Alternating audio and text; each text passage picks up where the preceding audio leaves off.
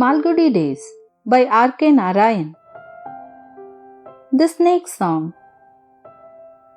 We were coming out of the music hall, quite pleased with the concert. We thought it a very fine performance. We thought so till we noticed the talkative man in our midst. He looked as though he had been in a torture chamber. We looked at him solely and remarked, "We suppose you are one of those great men who believe that South Indian music died 100 years ago, or were you at any time hobnobbing with all our ancient musicians and composers? The only reason many persons like you have for thinking that all modern singing is childish and insane, or are you one of those restless theorists who can never hear a song without splitting it into atoms?" "None of these," answered the talkative man. "I am just a simple creature who knows what he is talking about. I know something of music, perhaps a little more than anyone else here, and that's why I am horrified to see the level to which his taste has sunk." We tried to snub him by receiving his remarks in cold silence and talking among ourselves. But he followed us all the way, chatting, and we had to listen to him.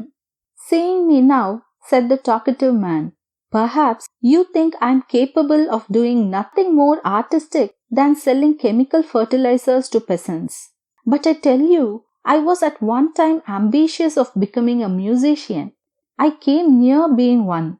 It was years and years ago. I was living at the time in Kumbam, a small village 80 miles from Malgudi. A master musician lived there. When he played the flute, it was said the cattle of the village followed him about.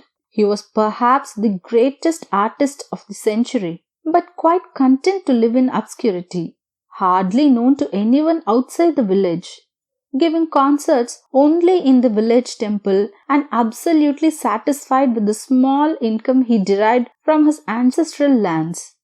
I washed his clothes, swept his house, ran errands for him, wrote his accounts, and when he felt like it, he taught me music. His personality and presence had a value all their own, so that even if he taught only for an hour, it was worth a year's tuition under anyone else. The very atmosphere around him educated one. After 3 years of chipping and planning, my master felt that my music was after all taking some shape.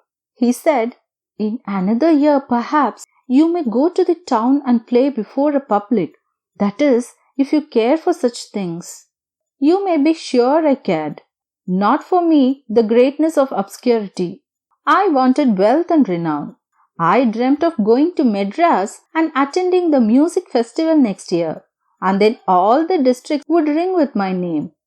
I looked on my bamboo flute as a sort of magic wand which was going to open out a new world to me.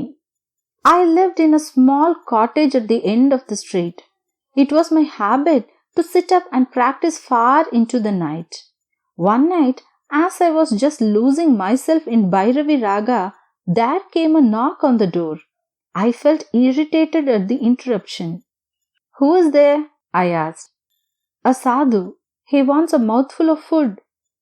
"At this hour? Go, go. Don't come and pester people at all hours." "But hunger knows no time." "Go away. I have nothing here. I myself live on my master's charity."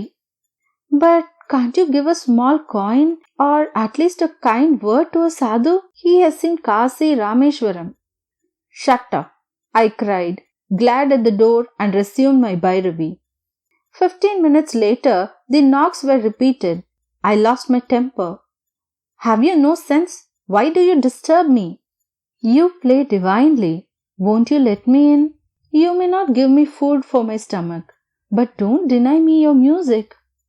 I didn't like anyone to be present when I practiced, and this constant interruption was exasperating. "Don't stand there and argue. If you don't go at once, I will open the door and push you out." "Ah, bad words. You needn't push me out. I am going. But remember, this is your last day of music. Tomorrow you may exchange your flute for a handful of dried dates." I heard his wooden clogs going down the house steps. I felt relieved and played for about 10 minutes. But my mind was troubled. His parting words, what did he mean by them? I got up, took the lantern from its nail on the wall, and went out. I stood on the last step of my cottage and looked up and down the dark street, holding up the lantern. I turned in. Vaguely, hoping that he might call again, I left the door half open. I hung up the lantern and sat down. I looked at the pictures of gods on the wall and prayed to be protected from the threat of the unseen mendicant. And then I was lost in music once again. Song after song flowed from my tiny bamboo and transformed my lonely cottage. I was no longer a petty mortal blowing through a piece of bamboo. I was among the gods. The lantern on the wall became a brilliant star illuminating a celestial hall, and I came to the snake song in Punnagavalli. I saw the serpent in all its majesty. The very venom in its pouch had a touch of glory. Now I saw its divinity as it crowned Shiva's head. Parvati wore it as a wristlet. Subramanya played with it, and it was Vishnu's couch. The whole composition imparted to the serpent a quality which inspired awe and reverence. And now what should I see between the door and me but a black cobra? It had opened its immense hood and was swaying aesthetically. I stopped my song and rubbed my eyes to see if I was fully awake. But the moment the song ceased, the cobra turned and threw a glance at me and moved forward. I have never seen such a black cobra and such a long one in my life. Some saving instinct told me, play on, don't stop. I hurriedly took the flute to my lips and continued the song. The snake, which was now less than 3 yards from me, lifted a quarter of its body with a gentle flourish, reared its head, fixed its round eyes on me, and listened to the music without making the slightest movement. It might have been a carven snake in black stone, so still it was.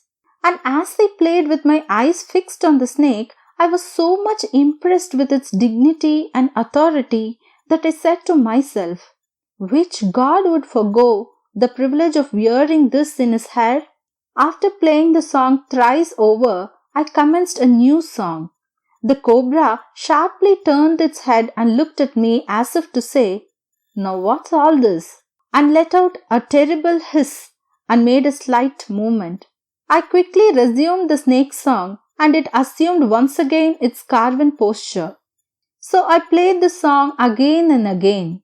But however great a composition might be, a dozen repetitions of it was bound to prove tiresome.